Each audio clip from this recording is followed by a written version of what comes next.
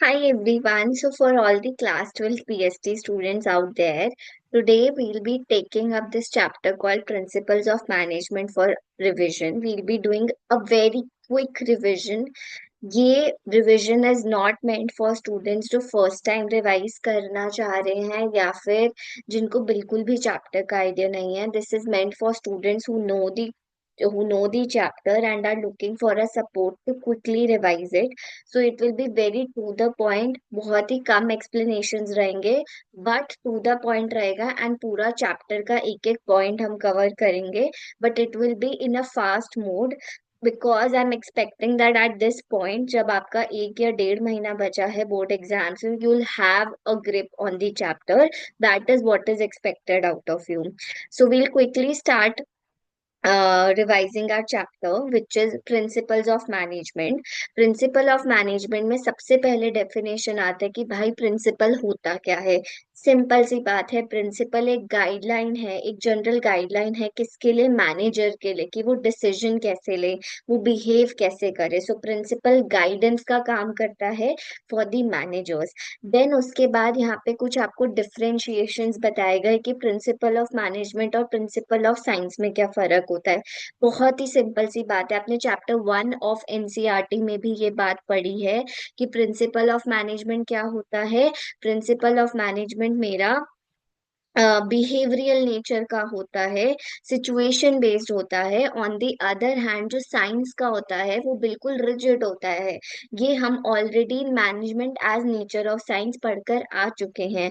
Then एक difference बताया गया कि प्रिंसिपल और टेक्निक में क्या फर्क होता है. Again we have already like we'll explain it with the help of an example. Principle क्या हो गया कि भाई पढ़ाई करो तो बोर्ड एग्जाम्स में मार्क्स आएंगे, राइट. तो ये हो गई आपका प्रिंसिपल गाइडलाइन. टेक्निक क्या हो गई कि भाई डेली की डेली रिवाइज करो, होमवर्क करो, मॉक टेस्ट दो. ये हो गई टेक्निक. तो प्रिंसिपल क्या होता है, गाइडलाइन होता है कि क्या करना चाहिए. एंड टेक्निक क्या होता है, टेक्निक होता है कि कैसे करना है. So it is the method. तो ये होता है कैसे करना और प्रिंसिपल होता है क्या करना. ये दोनों के बीच में ब्रॉड डिफरेंशिएशन है. not important from exam point of view but still you should know. Then we will quickly jump into nature of principles of management. जिन बच्चों ने मेरे से पढ़ा है दे नो कि हमने इसको कैसे पढ़ाई करी है, कि nature of principle of management को हमने कैसे पढ़ा था. कि यूजी कोर्स में एफबी आपने यूज करा तो उसका कॉज, यूजी कोर्स में जॉब कंटिजेंसी का कोर्स क्या था. Sorry sorry, I repeat the mnemonic जिससे हमने याद किया था. मैनेजमेंट यूजी कोर्स में जॉब कंटिजेंसी का कॉज क्या था. कि आपने एफ बी प्रैक्टिस करी, करेक्ट. और इससे हमारे कैसे कवर हो गए.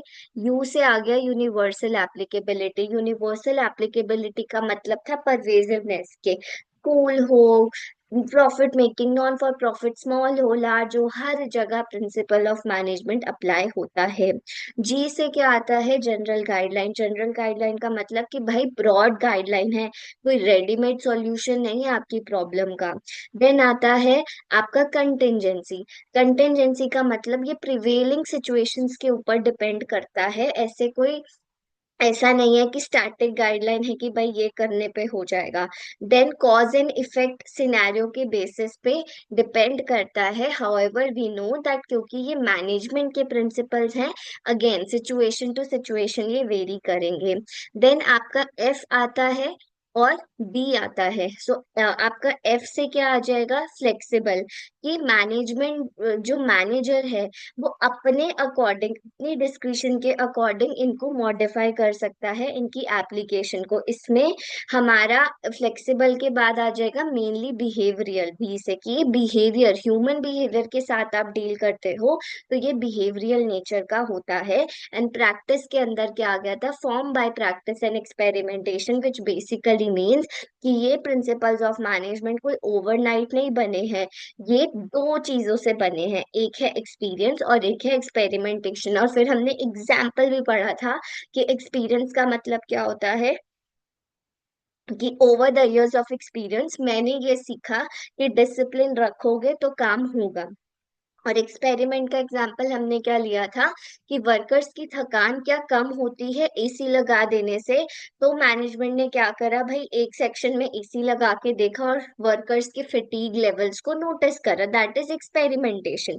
सो आपके जो मैनेजमेंट के प्रिंसिपल्स हैं वो प्रैक्टिस एंड एक्सपेरिमेंटेशन से बने हैं, जिसमें दो एस्पेक्ट्स कवर होते हैं, एक्सपीरियंस एंड एक्सपेरिमेंटेशन।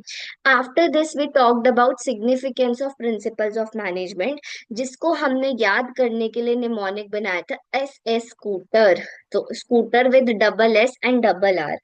एस से क्या आ गया था, साइंटिफिक गाइडलाइन, कि भाई आपके जो प्रिंसिपल्स ऑफ मैनेजमेंट है वो आपके साइंटिफिक डिसीजंस है, यानी कि आपके आपकी बस आप अपनी गट फीलिंग से डिसीजंस नहीं ले रहे हो, आप लॉजिक के बेसिस पे डिसीजंस ले रहे हो, आप ब्लाइंड फेथ के अकॉर्डिंग डिसीजन नहीं ले रहे हो कि फलाना एम्प्लॉय मुझे अच्छा लग रहा है तो चलो प्रमोट कर देते हैं। नो, क्या उस एम्प्लॉय ने एक्चुअली में काम करा है, क्या उसके अंदर वो स्किल्स हैं, तो आप लॉजिकल बेसिस पे डिसीजन लेने लगते हो with the help of principles of management. Then ऐसे क्या आता है, फुलफिलिंग सोशल रिस्पॉन्सिबिलिटी। इसके अंदर हमने नेस्ले की BRSR रिपोर्ट भी देखी थी। भाई वो क्या होता है, for students who are new to the lecture. So basically अगर आप आज के दिन पे न्यू टाइम के अंदर मैनेजमेंट की डेफिनेशन देखोगे, तो नए समय में मैनेजमेंट का एम केवल प्रॉफिट्स या केवल पैसे पे नहीं रह गया है। इवन सारी ऑर्गेनाइजेशंस को अब कंपल्सरीली एक और बिजनेस सस्टेनेबल रिपोर्टिंग करनी पड़ती है, जिसमें वो बताते हैं कि भाई वो चाइल्ड लेबर तो नहीं कर रहे, वो एनवायरनमेंट को गंदा तो नहीं कर रहे हैं। ऐसे ऐसे कुछ कुछ 9 प्रिंसिपल्स हैं जिसपे आज के दिन पे रिपोर्टिंग जाने लगे। So in today's world the definition of management has change, it includes that आपको अपनी सोशल रिस्पॉन्सिबिलिटी फुलफिल करनी है, and with the help of principles of management आप वो सोशल रिस्पॉन्सिबिलिटी को फुलफिल कर पाते हो। तो एस एस हो गया। सी से क्या था, मीटिंग चेंजिंग इन्वायरमेंटल रिक्वायरमेंट, यानी कि क्या, वी रेड दिस कि हमारा बिजनेस एनवायरनमेंट कॉन्स्टेंटली चेंज होता रहता है, कोई लीगल चेंज आ गया, सोशल चेंज आ गया, इकोनॉमिकल चेंज आ गया। तो आपको उन सब चेंजेस के साथ अडेप्ट करने में जो आसानी होती है वो आसानी होती है because of principles of management. Then we read about O. O से है optimum utilisation of resources. This is the very first definition of management जो आपने अपने चैप्टर 1 के अंदर पढ़ी होगी, कि management is what, it is the art of getting things done from others, ताकि आपके ऑब्जेक्टिव्स अचीव हो पाए effectively and efficiently. And exactly जो एफिशिएंटली का मीनिंग होता है वही ये होता है ऑप्टिमम यूटिलाइजेशन ऑफ रिसोर्सेज, यानी कि क्या, इनपुट कम आउटपुट ज्यादा। सो इनपुट कम और आउटपुट ज्यादा में मैं कैसे अपने रिसोर्सेज का यूटिलाइजेशन करती हूँ, वही मेरा हेल्प करेगा principles of management, and effective काम में भी मुझे हेल्प करेगा। TER, टी से क्या, मैनेजमेंट ट्रेनिंग, ई से क्या, मैनेजमेंट एजुकेशन, एंड आर से क्या, management research. So management training का मतलब क्या है कि भाई प्रिंसिपल ऑफ मैनेजमेंट मुझे हेल्प करते हैं, मेरी कंपनी में कोई मैनेजर आएगा मैं उसको सिखाऊंगी, उसको ट्रेन करूंगी, तो दैट इज बाय ट्रेनिंग। ई से क्या आ गया, मैनेजमेंट एजुकेशन, जो आप और मैं कर रहे हैं। प्रिंसिपल ऑफ मैनेजमेंट क्योंकि एग्जिस्ट करते हैं तो हम लोग पढ़ाई कर पाते हैं, एजुकेशन ले पाते हैं। And at the same time management research, यानी कि ये प्रिंसिपल मैंने पढ़े, अब मेरा दिमाग लगा कि और क्या क्या हो सकता है, तो ये एक बेस बनता है आगे की रिसर्च करने के लिए। सो वो हो गया आपका आर से रिसर्च। एक आर बचा क्योंकि हमने स्कूटर की डेफिनेशन में एस एस स्कूटर आर पढ़ा था। आर से क्या आएगा आपका, providing managers with useful insights into reality. इसका क्या मतलब है कि मेरे जो प्रिंसिपल्स ऑफ मैनेजमेंट हैं वो मेरे मैनेजर को अवेयर कर रहे हैं कि भाई आपको कैसे एक्ट करना है। ये तो हमने डेफिनेशन में ही पढ़ लिया था, क्या पढ़ लिया था, कि प्रिंसिपल ऑफ मैनेजमेंट क्या है, ब्रॉड गाइडलाइन है मेरे मैनेजर के लिए कि उसको कैसे एक्ट करना है। तो yes, my principle of management is important because मेरे मैनेजर को वो अवेयर कर रहे हैं कि आपको कैसे डील करना है।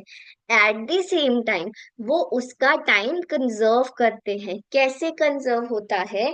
क्योंकि प्रिंसिपल ऑफ मैनेजमेंट मुझे पहले ही बता देगा, भाई डिसिप्लिन में रहना है, भाई हार्मनी रखनी है, ये करना है, डिवीजन ऑफ वर्क करना है।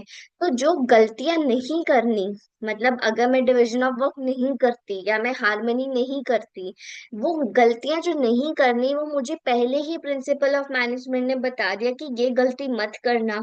तो मेरा time as a manager conserve हो गया, क्योंकि अल्टीमेटली मैं वो शायद सीखती, मे बी मैं अपनी टीम में हारमोनी ना लाती और फिर मुझे बाद में पता चलता कि ओ मुझे तो हारमोनी के साथ काम कराना था। तो वो गलती करने से मैं बच गई, मेरा टाइम सेव हो गया। क्यों हो पाया? क्योंकि मेरे पास प्रिंसिपल ऑफ मैनेजमेंट था मुझे ये बात सिखाने के लिए। So the providing managers with useful insights into reality का क्या मतलब है?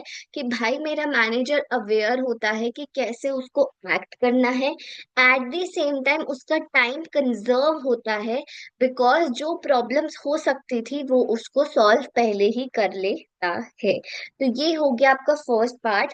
Not, I would say, nature and जो आपकी सिग्निफिकेंस है ऑफ प्रिंसिपल्स ऑफ मैनेजमेंट, उससे ज्यादा इस चैप्टर में टेस्ट होगा फ्योल के 14 प्रिंसिपल्स और टेलर के प्रिंसिपल्स एंड टेक्निक्स, जो हम आने वाले पार्ट में करेंगे। But we have revised this entire thing very quickly. Don't expect कि इस वीडियो में आपको बहुत जल्दी अंडरस्टैंडिंग आ पाएगी, उसके लिए आपको इसका पॉज करके एंड स्पीड स्लो करके देखना पड़ेगा। बट इसी तरीके से अगर आप रिवाइज करेंगे तो आपके एग्जाम्स के लिए बहुत ज्यादा इफेक्टिव एंड एफिशिएंट रहेगा, मैनेजमेंट अच्छा रहेगा आपके एग्जाम्स का। So all the best. Let me know आपको वीडियो कैसा लगा, and if you are looking for such videos do let me know. So all the best.